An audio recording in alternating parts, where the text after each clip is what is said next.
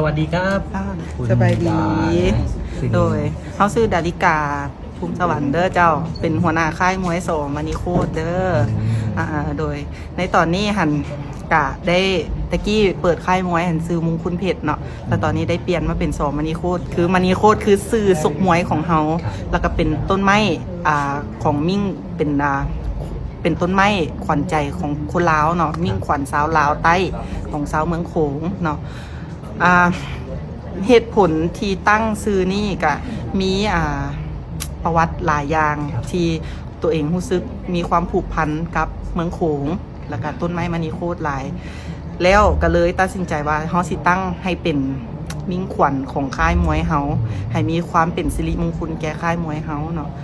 ดาริกานี่เป็นคนที่มักมวยมาได้ดุลแล้วก็ให้เว้าความซื่อเปิดค่ายมวยมานี่ก็จะเข้าปีที่8แล้วเนาะตัวเองก็ได้ซกมวยเองแต่บ่เก่งเหตุผลที่ตัวเองซกมวยก็บ่ได้อยากขึ้นไประดับสูงดอกเหตุผลที่ซกมวยในตอนนั้นก็คือตัวเองอยากเรียนรู้ว่าชีวิตของนักมวยเป็นจังไดกันแท้ในตอนแล่นลดน้ำหนักในตอนซ้อมทุกสิ่งทุกอย่างเวลาเฮาขึ้นไปซกมวยความรู้สึกมันเป็นจังไดแล้วมันจะมาสานต่อเฮาให้เข้าใจนักกีฬาหลายขึ้น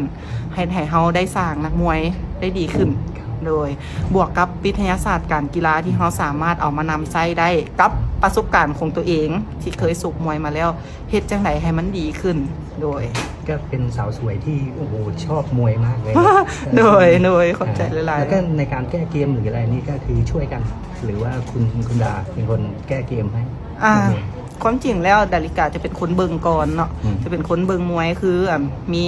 ครูซกเข้ามาปุ๊บเขาจะเบิงมวยก่อนว่ามวยเขาจะเป็นประมาณใดระดาก็จะคิดเบิงว่าโอเควิธีการแก้เกมอาจจะเป็นอย่างซี่แล้วก็มาปรึกษากับทางทีมงานเบิงว่าเวิร์กบอลโดยเฉพาะนักมวยเขาต้องได้ล้มกับนักมวยแบบเน้นนักเลยเพราะว่าอย่างข้าเจ้าเป็นคนศกข้าเจ้าถนัดบอข้าเจ้าสะดวกที่จะเฮ็ดในสิ่งที่เขาแนะนำไปบอเพราะถ้าเกิดว่าเขาวางแผนไปให้แล้วแต่นักมวยบอสะดวกโบคือกันเลยนักมวยที่อยู่ในความดูแลตอนนี้มีทั้งหมดกี่คนโบหลายเจ้าเพราะว่าถ้าเกิดหลายคนนี้มันดูแลโบไหวคือมี3คนหนึ่งเลยเพชรน้ำโขงเนาะ2มาคนที่เขาอยากทักดันเข้ามาในวันก็คือเจริญพรและคนที่3ที่กำลังสั่งอยู่จะเป็นมวยน้อยเนาะเพิ่นซื้อจิ้งหรีดทองเจ้าตอนนี้ก็โอเคอยู่สปป.ลาวเมืองเวียงจันทร์โดยแม่ละอยู่สปป.มีอะไรอยากพูดกับ FC หน่อยโดย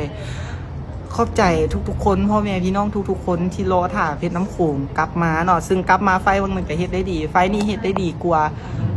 เฮาก็หวังว่าเขาจะสามารถไต่เต้าขึ้นไปเฮ็ดให้ดีแบบนี้ได้ตลอดเนาะเว้าความง่ายๆซะว่าให้มาตรฐานของเฮาบ่ลดลงเฮาขอให้คำมั่นสัญญาว่าการสร้างมวยของเฮานี่จะบ่เฮ็ดให้มาตรฐานลดลงเด็ดขาดและจะนำความสุขมาให้พ่อแม่พี่น้องที่รอถ่าเสียค่ายมวย2 มาทีทีม2 มานีโคตรอีกเด้อเป็นกำลังใจครับขอบใจหลาย